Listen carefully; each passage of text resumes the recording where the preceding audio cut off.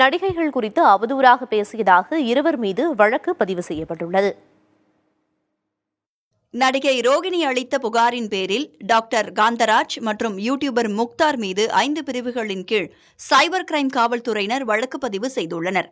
தென்னிந்திய நடிகர் சங்கத்தின் சார்பில் அதன் விசாகா கமிட்டியின் குழு தலைவராக உள்ள நடிகை ரோகிணி சென்னை காவல் ஆணையர் அலுவலகத்தில் அண்மையில் புகார் ஒன்றை அளித்தார். அதில் டாக்டர் காந்தராஜ் யூடியூப் சேனலில் பேட்டியளித்தபோது அனைத்து நடிகைகளும் பாலியல் தொழிலாளி என்பது போல் பேசியிருப்பது கண்டிக்கத்தக்கது என்றும், அடிப்படை ஆதாரமின்றி இழிவாக பேசிய காந்தராஜ் மீது குற்ற வழக்கு பதிவு செய்ய வேண்டும் எனவும் குறிப்பிட்டிருந்தார்.